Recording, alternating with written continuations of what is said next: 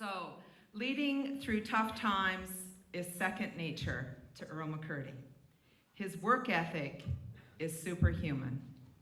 With a steady hand, smarts, and a wonderful Newfoundland and Labrador wit, he brings something special to politics.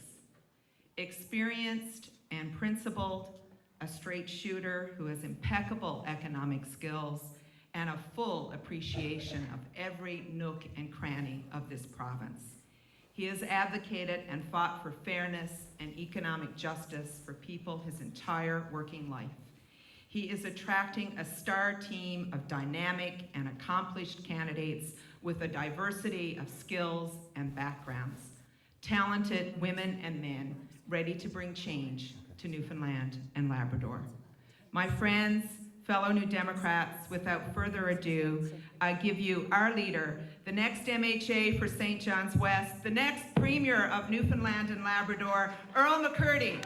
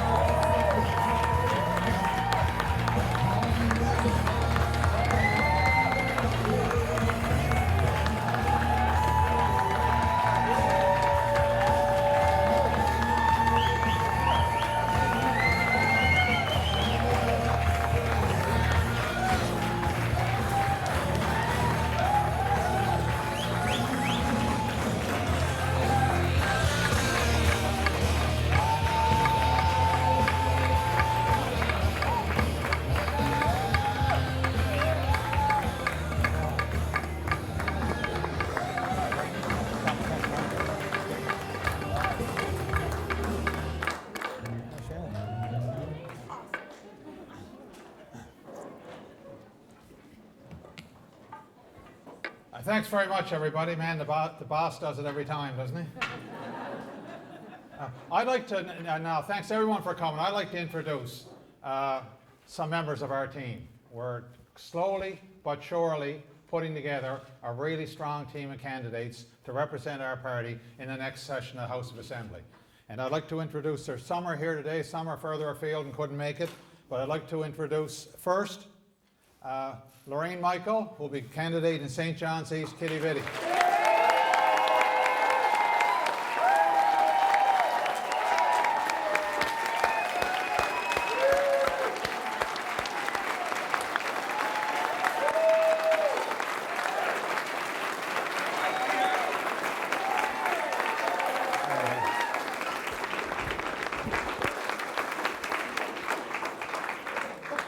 My predecessor as leader, a terrific parliamentarian and a social justice dynamo. It's great to have Lorraine on the team, and one of the first things I did when I sought the leadership was say to Lorraine, I want you with me in the next, as part of our caucus, and a highly valued member of our caucus in the next legislature. From St. John's Centre, our nominated candidate in St. John's Centre is a filmmaker, community organizer, mental health advocate, and a force of nature, Jerry Rogers. Come on in, Jerry.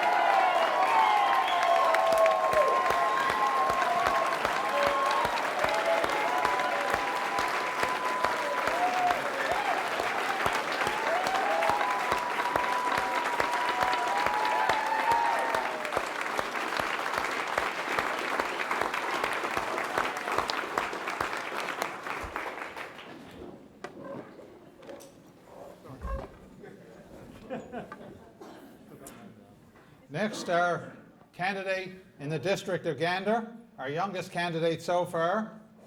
Small business manager, university student, long-time community activist. Our candidate in the last election as well in Gander. Great pleasure to introduce Lucas Norman.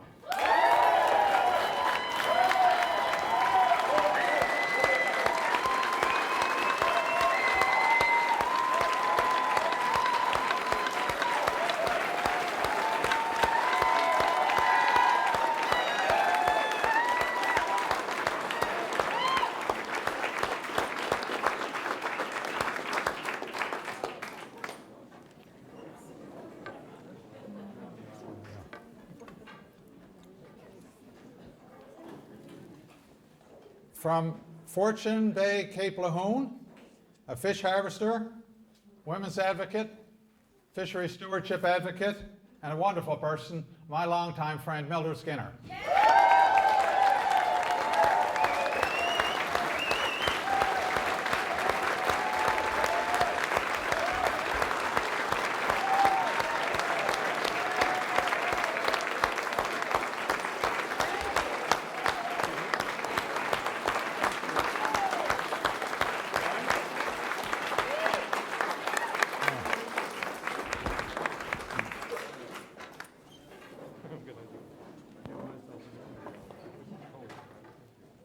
From Virginia Waters, Pleasantville, a very well-known, prominent criminal lawyer, social justice advocate, one-time student advocate, and a long-time friend and colleague and acquaintance of mine, Bob Buckingham.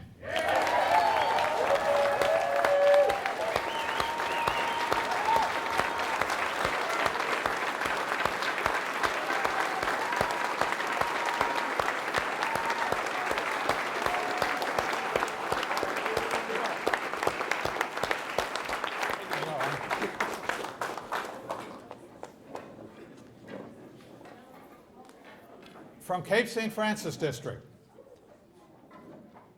a lawyer, mental health advocate par excellence, and a man described by no less an authority than Paddy Daly of VOCM Open Line as a powerhouse, Mark Roshi.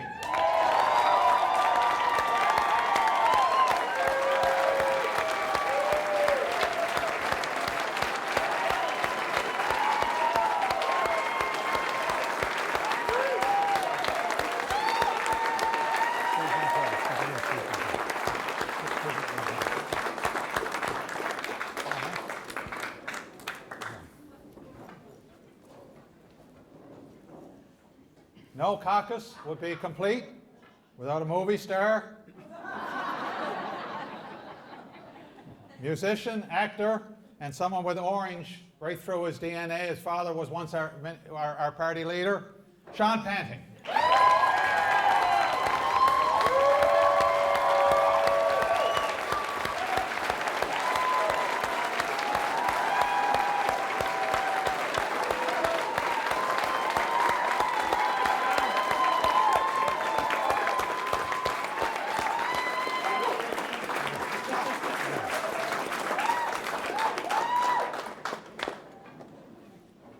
Now we have a few candidates who weren't able to be here tonight.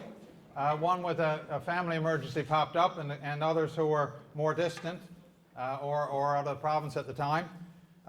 From Harbour Main District, the home of high steel workers, boilermakers, labourers, iron workers, somebody who grew up in that community and worked his way up through the building trades, ultimately became both a union advocate and later a site superintendent for a construction company. Ray Flaherty.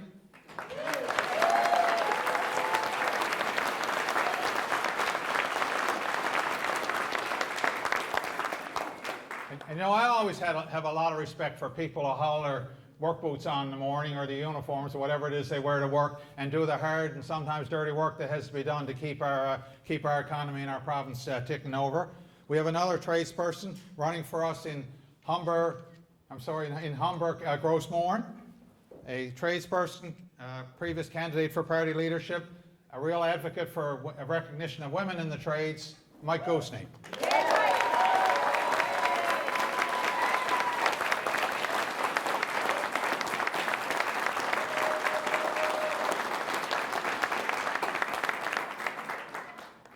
Education, of course, is a critical part of any society, and we have an outstanding educator running for us in Corner Brook. Holly Pike is an English professor, administrator, status of women activist, and a terrific person who lends a real gravitas to our team, and I'm delighted to have Holly as a candidate.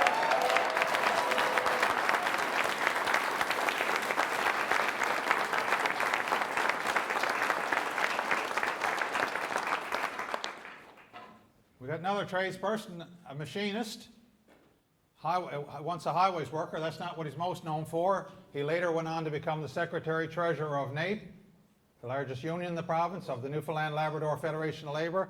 Very experienced negotiator, running in the district of Terra Nova, Bert Blunden.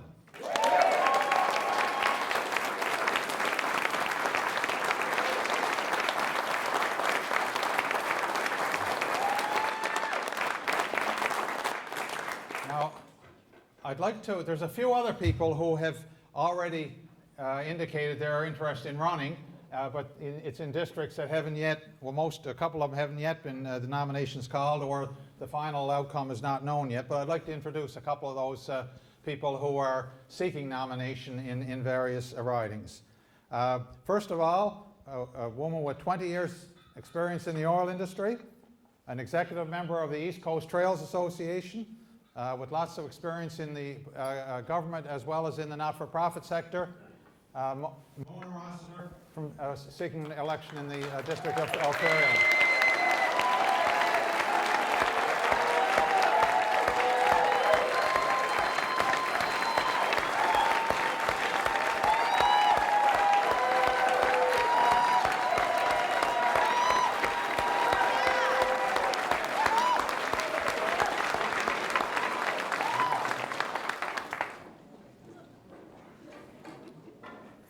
And a journalist and researcher who's indicated an interest or intention to run. There hasn't been an election call in the district he's thinking of running in. Will Hilliard, I believe, is here tonight.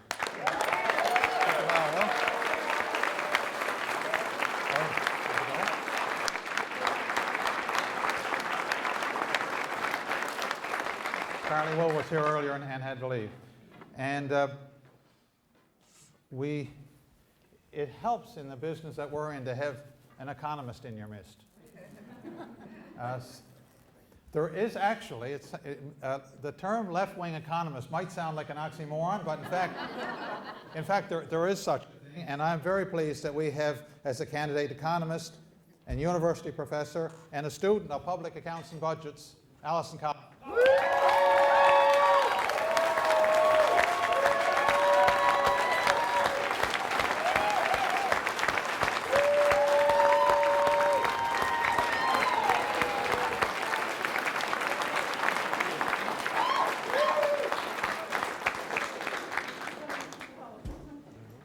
I don't know about you folks, but it seems to me I just introduced some pretty good cabinet material.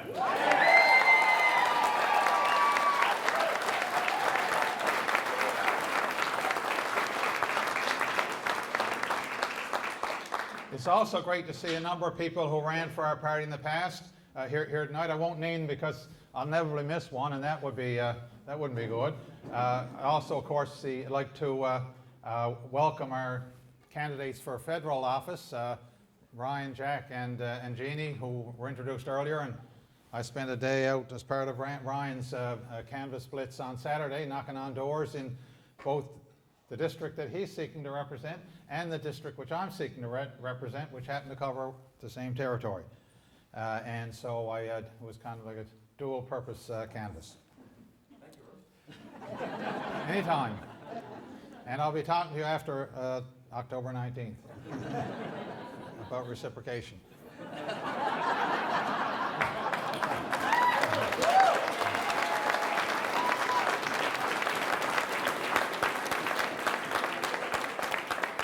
Anyway, for anyone who missed the introduction, anyone came late, my name is Earle McCurdy, and I'm running to be the next Premier of Newfoundland and Labrador.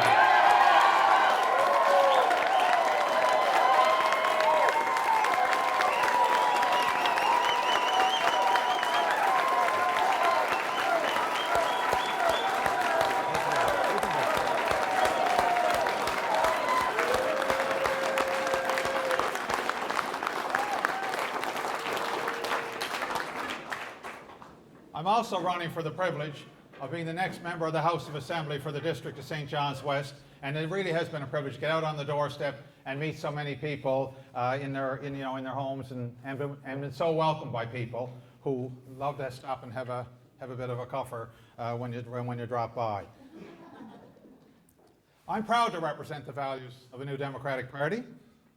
Our party stands for accessible health care, a stronger, more stable economy, a good climate for business investment, steady jobs, a healthy environment, respect and support for families and seniors and for those with disabilities, economic and educational opportunities for young people, comprehensive child care, a recognition that people are different, that we're not all the same, that we reach out our arms and spread our tent to include people regardless of gender, sexual orientation, capabilities, disabilities, whatever it is, they all belong in our tent.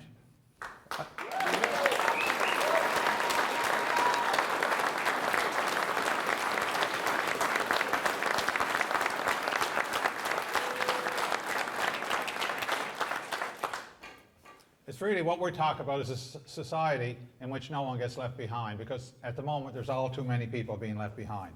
These are the core values of the New Democratic Party, and I'm proud to be a part of it. Now, this election presents an historic opportunity for the people of our province. It's clear to me that the present provincial government is on its last legs. They've had their run, and there's an overwhelming mood for change among the electorate. But if we're going to have change, well, let's have real change.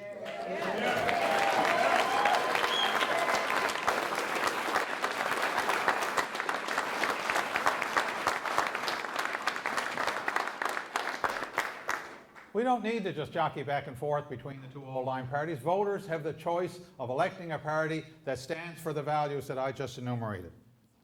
Now, a good way to compare the PCs and Liberals is to check the record. They voted as one to turn down a New Democratic Party private member's motion in the House of Assembly to increase the minimum wage, to make up for lost earning power, and to annually adjust it to help people on the minimum wage keep up with the cost of living. They voted that down to their shame. They voted as one to make it more difficult for people to organize themselves in a union, and yet they still pretend to have an anti-poverty strategy. Well, how can you have an anti-poverty strategy if you say we're going to make it almost impossible to get organized in a union, and we're going to stifle the minimum wage so you can't even come close to paying the bills? They voted as one to substantially diminish rural representation in the House of Assembly. The Liberals they tried to fully privatize the provincial parks, only backed off when there's a backlash. Now the Conservatives are trying to finish what the Liberals started. But I tell you, there is a difference between them. The Conservatives would privatize Signal Hill, battery not included.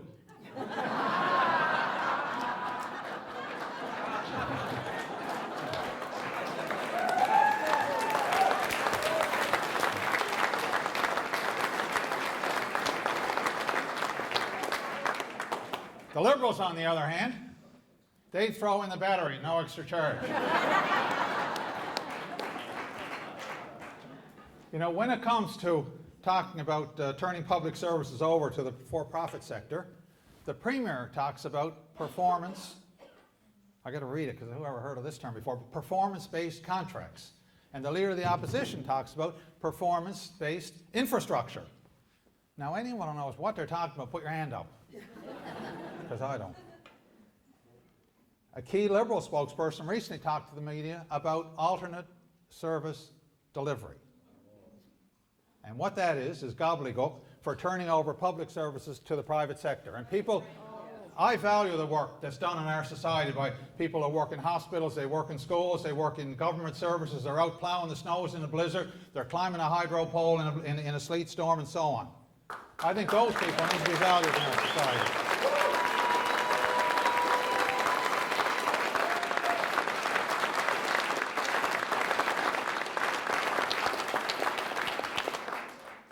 We've got few enough stable jobs in our province without jeopardizing the ones we have. Our party fundamentally believes that services like health, education, and the others are best done by the public sector. We disagree with introducing the profit motive into healthcare and elder care. I don't know about you, but I would not want the care of my elderly loved ones entrusted to Humber Valley Paving and Long-Term Care Incorporated.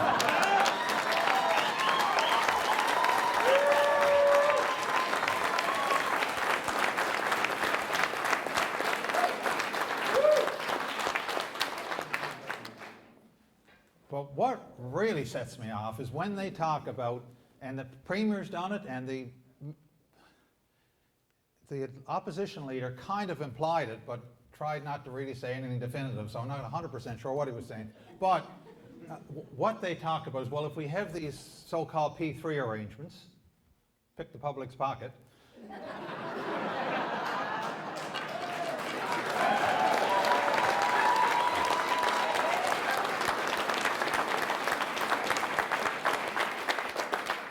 that by some strange alchemy, we're spared the construction costs, we're spared the debt service costs. Magic, presto. Except it doesn't work like that. The private sector aren't that stunned that they're going to say, we'll take on the cost of construction, the cost of debt service, and you can have the building and run your hospital. And in fact, what happens? Auditor General after Auditor General across Canada has said these arrangements cost the public more and for a lesser quality service. Yeah.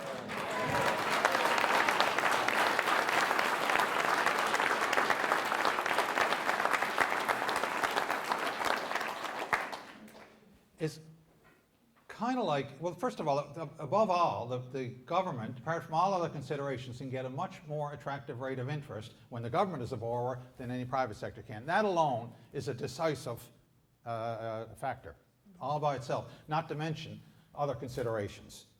And, you know, private operators have actually, if they're publicly traded, have a legal responsibility to fiduciary duty to their shareholders to maximize profit. And that should not be what elder care and health care and so on are all about.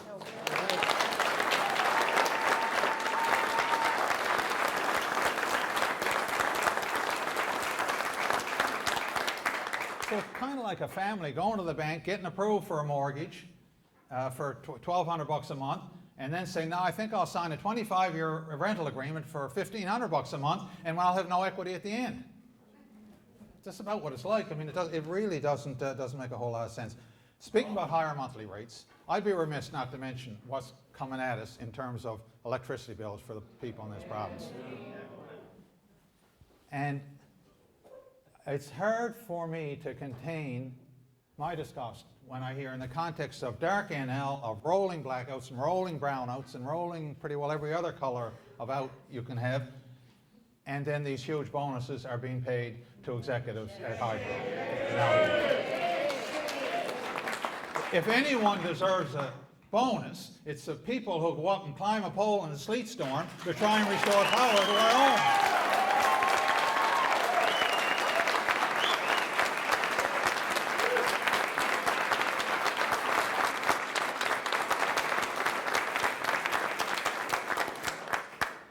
But really, gimmicks like P3s are all about hiding the public debt. I mean, I got into this debate that Mary referred to. I kind of eavesdropped from in there.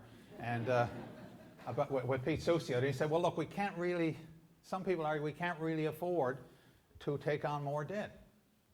Well, if we can't afford to take on more debt, would somebody please explain to me how we can afford to take on the responsibility of a 25 or 30 or 40-year contract with a private contractor who built this, a great big hospital or school or whatever it was, at a higher rate of interest, and he's going to want to have a few bucks to put in his pocket. How that's going to work? If we can't afford one, we can't afford the other. The fact of the matter is, it is tough to say we can't afford the other.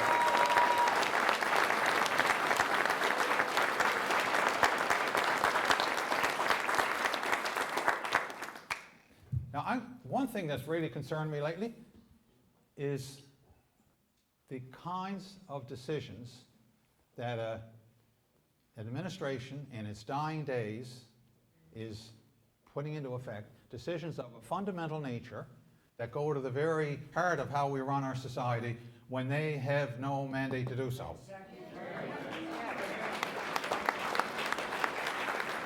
Privatise long-term care. Privatise, well, they didn't quite say privatise the ambulance service, but when they say we're going to hire yet another consultant, I believe the fourth on ambulance services, to come in and do another report, even though the last one hasn't been, the last report done by a consultant about ambulance services has not yet been released to the public. We're going to do another one. They're privatizing long-term care. They're privatizing all kinds of stuff. But it really gives me the willies when I hear the Premier talk about benefits agreement with Statoil, and in particular when he talks about Gull Island. Gull Island. Let's get Muskrat Falls sorted out first before we talk about Gull Island. There's an enormous cost to that. Not a task to be even contemplated by a government in its dying days.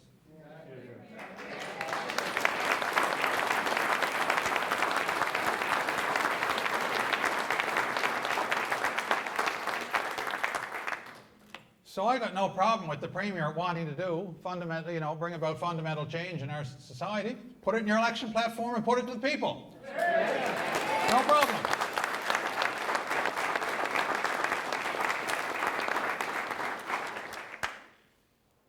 You might have thought I wasn't even going to mention the Liberals. But I decided to at the last minute.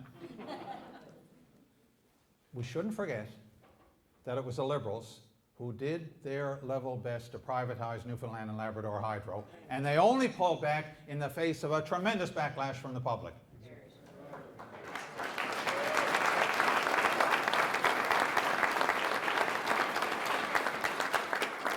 Funny thing, in Ontario, running on and the Liberals seem to, they kind of like run like New Democrats and govern like Conservatives. That's sort of their modus operandi.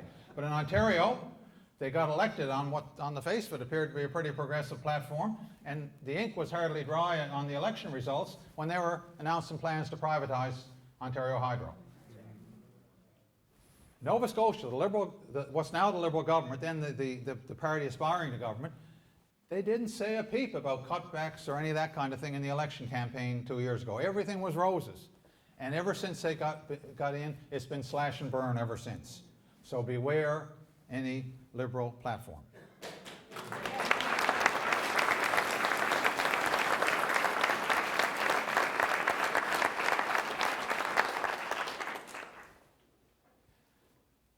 Now, when somebody lobs you an underhanded one, you kind of got to hit it out of the park, right? How else do you describe the decision of the Liberals, which came out today? They're not going to participate in the VOCM leaders debate. Now, in a sense, I can understand it, because if you're not trying to say anything definitive and trying to just be for and against everything and what we'll see after we get in power, then maybe skipping the debate is not a bad plan. But it kind of reminds me of Kim Campbell's infamous remark. Election campaigns are no time to discuss serious issues.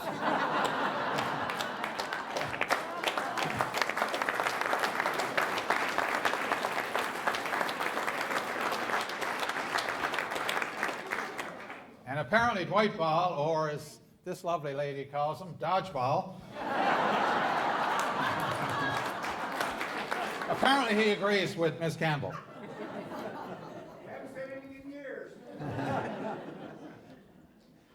Before our campaign, and I won't use those merciful words in conclusion quite yet, but I'm getting close. Before our provincial campaign is officially underway, Canadians will have an opportunity to fundamentally change the course of Canadian history.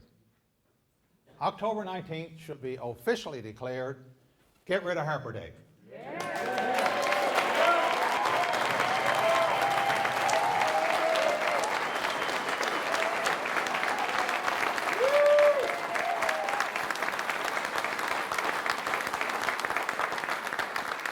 And it should also be declared, elect Tom Mulcair Day, elect the NDP Day. Let's turn a new page in Canadian political history.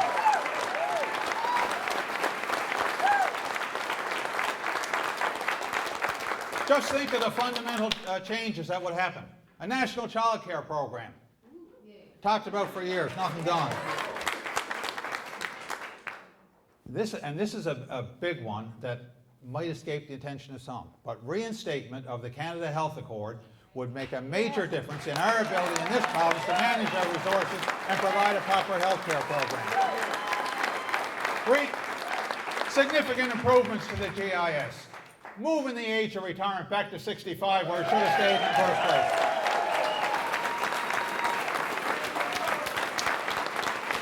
I got to tell you, anyone who moved the age of retirement from 65 to 67 sure as hell didn't work on a deep sea trawler, or on high rises, or on a snowplow in the middle of a snowstorm. So anyway, all this, and today we heard substantial investment in community health clinic funding, which we desperately need in this province as well, I'm sure, as the rest of the province.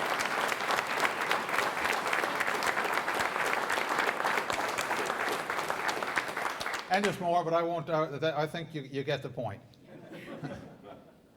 In due course, we will bring out our provincial platform, which will be based on the values that I outlined earlier. Some of the detail, actually, we'll have to wait until the federal election, because depending on the outcome there, that could make a significant change in what is actually in our platform, because an NDP government, which has a child care program, then what our view then, we say, we, if elected, would integrate with that, because it requires provincial cooperation, we'd be there.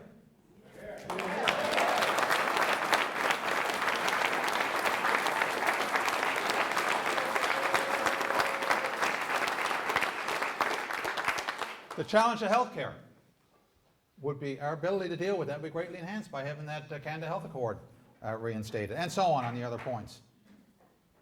So it's a privilege to seek the mandate from the people of St. John's West. I do so with humility. The diverse neighborhoods that make up this district is very, very interesting, going around the door talking to people. Especially my favorite was the one who said the other day when I knocked there, and on Saturday when I was out campaigning for Ryan. And I happened to mention that at some point that I was running the provincial election. And the woman came to the door and she said, "Oh my, I told Siobhan Cody I was going to vote for her." So I said, "Oh." And she said, "I lied, I'm voting for you."